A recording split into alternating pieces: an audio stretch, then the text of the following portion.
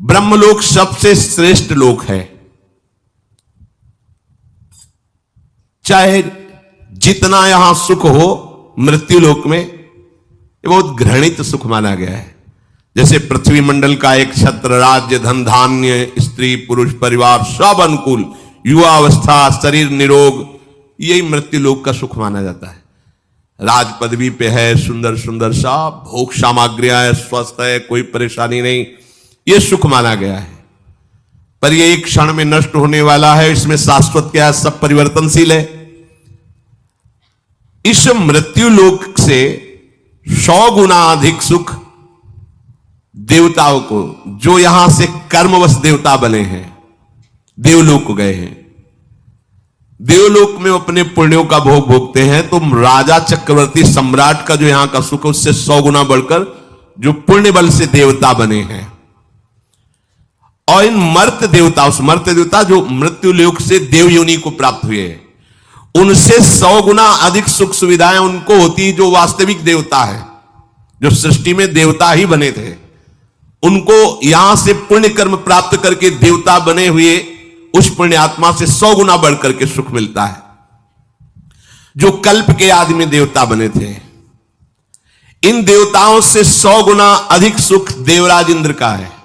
क्रम देखो, इंद्र के सुख से 100 गुना अधिक सुख प्रजापति का है, दक्षाधिपति, और प्रजापतियों से भी श्रेष्ठ ब्रह्मा जी, परमेष्ठी पद इनका है।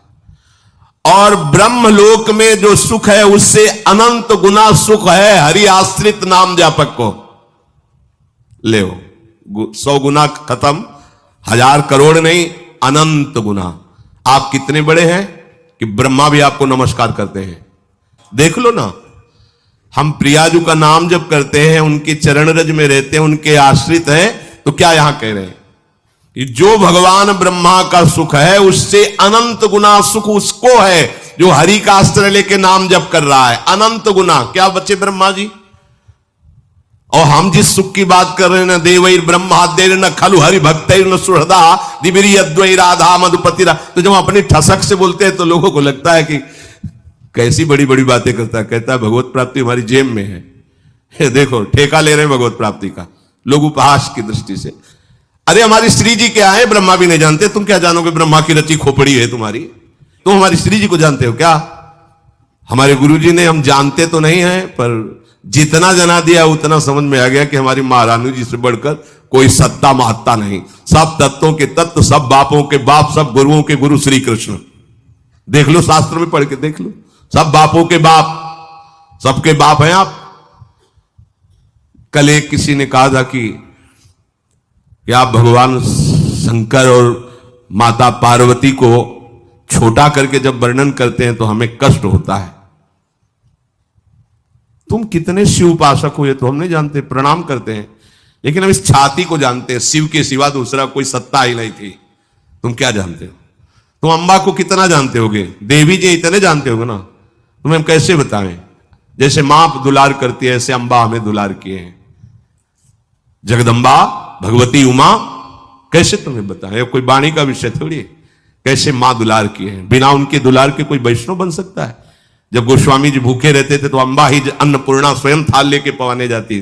संसारी जन तुम थोड़ा शिव शिव जप लिए तो लगता है कि ये क्या जाने शिव को। हो सकता है कि आपकी भक्ति श्रेष्ठ हो, पर महादेव जी की जटाओं में क्या है? जटा सर के ऊपर है नहीं, और जटा के ऊपर गंगा है। तो हम थोड़ी छोटा करें, खुद छोटे बने हैं। गंगा जी क्या है? श्री कृष्ण का चरणोदक। और श्री कृष्ण क्या करते हैं? रसगन मोहन मूर्तिम विचित्र केली महोत्सव लसितम राधा चरण विलोडित रुचि शिखंडम हरिम बंदे। कहां भैया, कहां से बात कर रहे हो? हम निकुंज से बात कर रहे हैं। तो मतलब समझो, पहले समझो तुम कहां से बात कर रहे हो, समझो। ऐसा मत समझो कि महादेव जी या किसी भी देवी देवता या किसी भी शक्ति को हम नहीं जानते। देखो, जब हम प्रभु के चरणारविंद को अपनी गोद में लिए हैं तो सबको जान, हाथी के पैर में सबके पैर समा जाते हैं।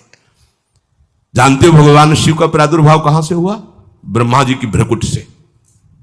ब्रह्मा जी का प्रादुर्भाव भागवत में पढ़ के देख लो, हरि की नाभि कमल से। और वो हरि जो भगवान विष्णु के रूप में है, श्री कृष्ण के एक अंश से प्रकाशित है। तुम्हारी जितनी बुद्धि पकड़ पाई उतने तुम जानते हो। हम लोग पकड़ थोड़ी पाए, हमें पकड़ाया है। हमारी पकड़ में वो नहीं आए, उन्होंने हमें पकड़ लिया, उन्होंने बताया ऐसा ऐसा ऐसा ऐसा है, तो उनकी बात मानेंगे कि तुम्हारी बात मानेंगे?